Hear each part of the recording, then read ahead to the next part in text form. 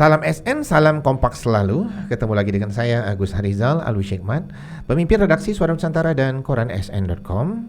Dan malam ini sekaligus host ulas berita YouTube Desa SN.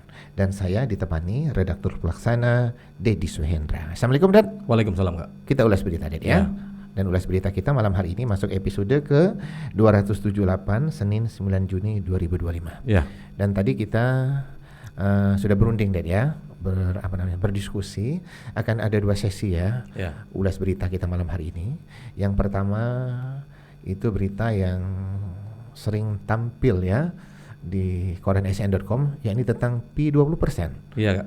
Ini tentang apa Dan? Ini terkait dugaan kasus korupsi gratifikasi penyuapan 4 proyek pada Dinas PUPR Banyuasin yang dananya bersumber dari bantuan khusus bersifat khusus kepada Kabupaten Banyuasin pada APBD Sumsel tahun 2023 yang kini 3 terdakwanya sedang menjalani proses persidangan di Pengadilan Tipikor Palembang Kak. Sudah masuk persidangan ya. Dan satu lagi, sesi kedua itu akan kita kupas tuntas masalah Pasar Cinde. Yang akan kita kupas diantaranya apa Ded? Satu aja. Ya, diantaranya terkait aset bangunan Pasar Cinde yang ditegaskan oleh Kejati Sumsel melalui Aspisus adalah kerugian negara terkait pembongkarannya Kak. Oke, yang pertama kita bahas dulu tentang P20%. Yang tadi sudah dibacakan Dedi ya, cukup panjang ya, cukup Dedi yang bacakan. Yang sekarang sudah masuk persidangan. Yang menarik dalam persidangan tersebut apa Ded? Silakan.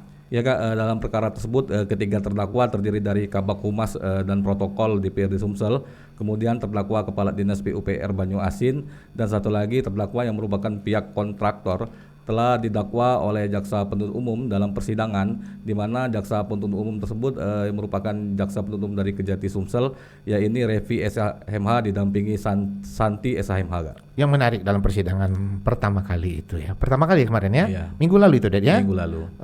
Apa Ded?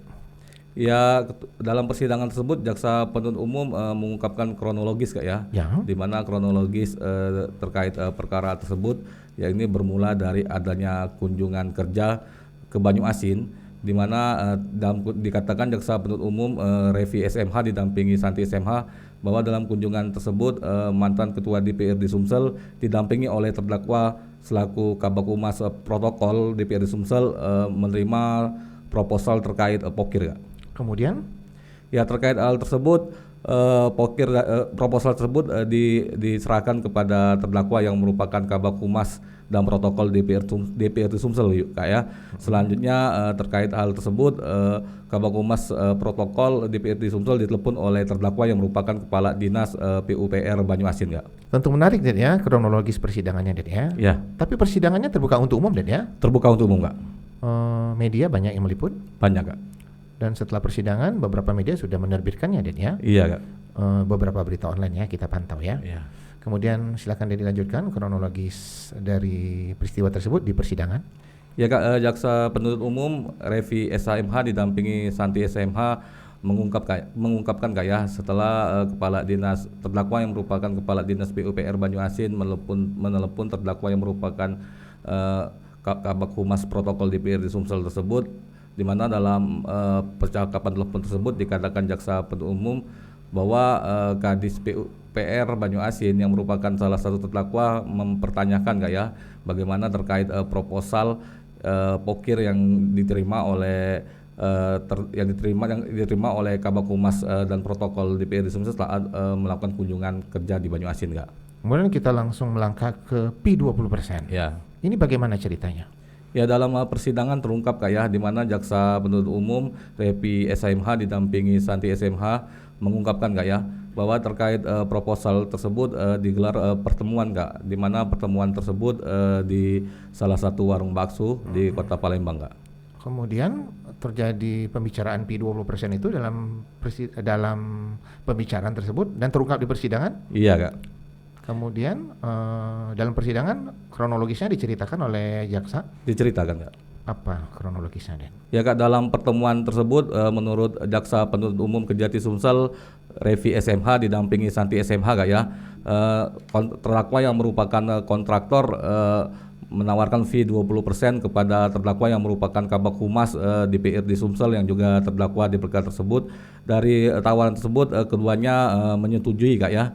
Selanjutnya terdakwa yang merupakan Kabag Humas dan Protokol DPRD Sumsel menyerahkan rekening dirinya kepada terdakwa yang merupakan kontraktor, Kak. Dan itu terungkap semua di persidangan, Ded ya? Iya, Kak. Dan sudah dibuat di berita di koran.sn.com, Ded ya? Sudah, Kak. Dan saya sebagai host kalau mengamati ini akan menarik nanti, Ded ya? Iya, Kak. Nanti akan terungkap semua ini dalam persidangan, Ded ya? Iya. Dan penonton Lesa SN, koran.sn.com nanti akan memantaunya. Dan kita akan buat berita, Ded ya? Iya. Karena persidangan terbuka untuk umum dan fakta-fakta persidangan akan terungkap nanti, Ded ya. Ya. Oke, penonton Lensa SN, itu sesi pertama ulas berita YouTube Lensa SN malam ini ya. Tentu penasaran ya. Tapi untuk penonton Lensa SN yang penasaran dengan ulasan khas dari SN dan Agus SN ya, dan Dede SN ini beritanya itu banyak terbit di koran.sn.com ya. Dan kita juga secara running ya menerbitkannya, dan persidangan kemarin kita buat lengkap, Ded ya. Dan sebenarnya dari awal mula peristiwa ini terjadi, koran.sn.com juga menerbitkannya ya, tiap ada pemeriksaan saksi, ya. Dan kita langsung ke ulas berita sesi kedua, yakni tentang Pasar Cinde.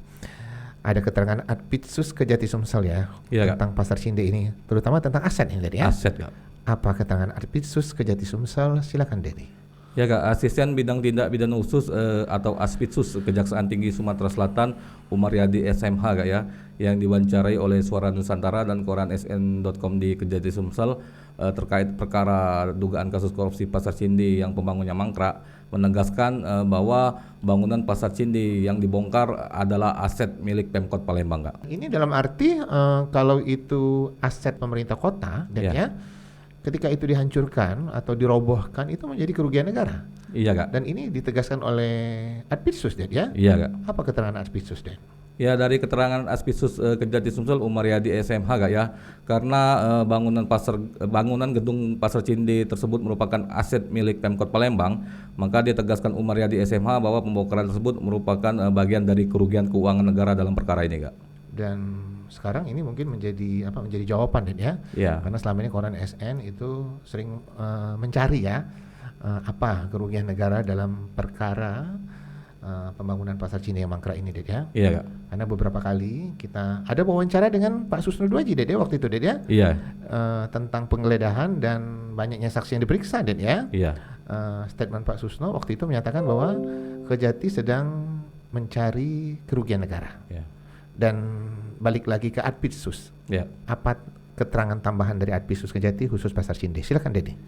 Ya, Kak, Aspitsus Kejati Sumsel Umaryadi SMH, Kak ya, mengatakan bahwa dikarenakan aset bangunan gedung Pasar Cinde yang dibongkar adalah milik Pemkot Palembang dan pembongkaran tersebut merupakan bagian dari kerugian negara, maka kata Asisten Bidang Tindak Pidana Khusus Kejati Sumsel Umaryadi SMH, nanti akan ada ahli, Kak, yang akan menghitung secara tersendiri terkait nilai bangunan Pasar Cinde yang dibongkar tersebut, Kak. Oke ya.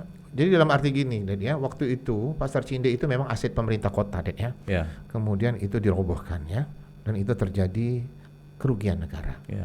Dan sekarang keterangan dari Adpitsus itu baru mau dihitung. Iya. Berapa nilai aset tersebut, Ded ya? Iya, Kak. Ada keterangan dari Adpitsus siapa yang menghitung dan kapan itu mulainya, Ded? Ya, Kak, dari keterangan Aspitsus Kejati Sumsel tidak mengungkap, Kak ya, siapa yang akan menghitungnya, namun Aspitsus mengungkapkan nanti ada ahli tersendiri yang akan menghitung berapa nilai bangunan Pasar Cinde yang dibongkar tersebut, Kak. Namun Aspitsus menegaskan kalau untuk secara keseluruhan jumlah kerugian negara dalam perkara tersebut sejauh ini masih dihitung oleh BPKP, Kak. Oke, dan Adpitsus menegaskan itu adalah aset pemerintah Kota Palembang. Iya. Apa keterangan Adpitsus, Den?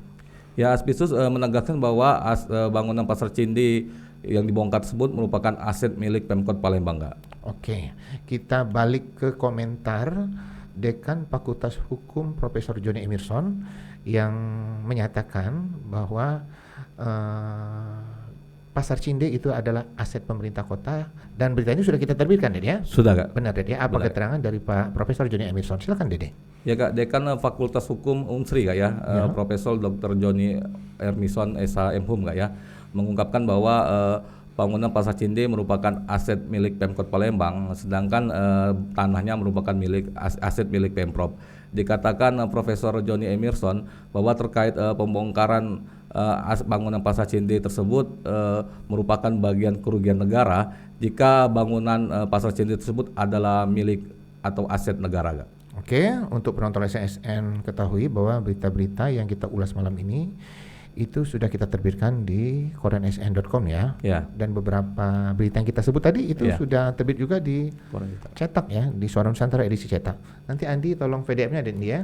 Kebetulan malam ini kita ditemani tim kreatif Afriandi. Menegaskan bahwa Pasar Cinde adalah aset Pemkot Palembang.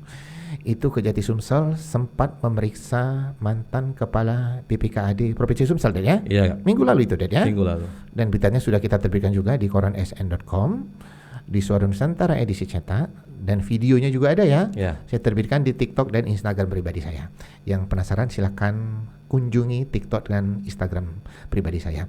Tentang statement dari mantan kepala BPKAD Sumatera Selatan yang menyatakan bahwa Pasar Cinde adalah aset Pemkot, sudah kita terbitkan juga, Ded ya? Sudah, Kak. Silakan Dedi ulas. Ya, Kak, mantan kepala BPKAD Sumsel tahun 2016, Kak ya. Saat itu diperiksa Kejati Sumsel sebagai saksi dalam penyidikan dugaan kasus korupsi Pasar Cinde yang pembangunan mangkrak ini.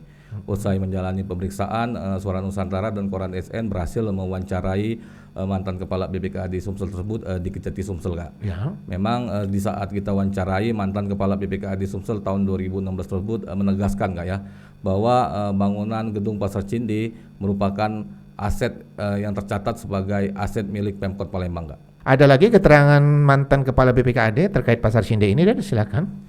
Ya, Kak, kepada sejumlah wartawan, mantan kepala BPKAD Sumsel tersebut mengungkapkan apa yang ditanyakan penyidik saat dirinya diperiksa sebagai saksi, Kak ya. Di mana menurutnya bahwa dalam pemeriksaan tersebut dirinya ditanya oleh jaksa penyidik Kejati Sumsel terkait perjanjian BOT atau bangunan guna serah, dan dalam rangka melengkapi berkas pemeriksaan yang sebelumnya telah dijalaninya sebagai saksi di Kejati Sumsel, Kak. Oke, kita balik lagi ke komentar Adpisus Kejati Sumsel, dan ya. Iya, Kak. Yang bersangkutan menyatakan bahwa Kejati Sumsel itu sudah memeriksa beberapa pedagang ya terkait perkara Pasar Cinde ini, dan ya. Iya, Kak. Dan ada statement khusus dari Adpisus, dan ya. Iya, Kak. Silakan, Dedi. Ya, Sisin Bidang Tindak Pidana Khusus Kejati Sumsel atau Adspisus Umaryadi SMH, Kak ya, membenarkan bahwa ada belasan pedagang yang membeli kios di bangunan pasar yang mangkrak, Kak ya, sebagai yang dimana pedagang tersebut diperiksa sebagai saksi dalam penyidikan tersebut, dimana dikatakan Umaryadi SMH bahwa dalam perkara tersebut ada 200-an pedagang yang telah menyetorkan uang untuk membeli kios di lokasi kawasan Pasar Cinde untuk dibangun pasar modern namun pembangunnya mangkrak, Kak ya. Di mana dikatakan Umaryadi SMH dari 200-an pedagang tersebut total keseluruhan uang yang telah disetorkan para pedagang diantaranya ada sekitar 46 miliar, Kak. Oke, khusus tentang pedagang ini. Apa statement Adpisus lagi terkait perkara ini? Silakan, Dede. Ya, terkait perkara tersebut, Adspisus Kejati Sumsel menegaskan bahwa masih mendalami terkait uang 46 miliar yang telah disetorkan para pedagang untuk pembelian kios pasar modern yang pembangunannya mangkrak tersebut, Kak. Oke, masih terkait pedagang ini juga ya. Kita balik lagi dengan komentar dari Dekan Fakultas Hukum Unsri, Bapak Profesor Johnny Emerson. Ya. Kebetulan saya mewawancarainya langsung waktu itu, Dedi ya. Ada statementnya tentang pedagang, silakan, Dedi. Ya, Profesor Dr. Johnny Emerson SMH, Kak ya, mengungkapkan bahwa terkait perkara Pasar Cinde tersebut menurutnya selesaikan dulu masalah pedagang yang dirugikan, Kak ya. Karena menurut Profesor Johnny Emerson dalam perkara tersebut terdapat sejumlah pedagang yang menjadi korban, yakni karena telah menyetorkan sejumlah uang untuk membeli kios di pembangunan pasar modern namun pembangunannya mangkrak, Kak. Oke, Ded ya, sepertinya kita sudah di ujung ulas berita. Iya, Kak. Dan seperti biasanya juga di ujung ulas berita kita ada quotes ya. Iya. Dan quote kita malam hari ini adalah, jangan biarkan emosi diri berkecamuk di dirimu yang bisa merusak masa depan. Jangan lupa untuk like, comment, share, dan subscribe kanal YouTube Lensa SN agar informasi menarik dari kanal YouTube ini tetap tersebar merata di bumi Sumatera Selatan. Saya Agus Harizal Alucikman bersama Dedi Suhendra izin pamit. Salam SN, salam kompak selalu.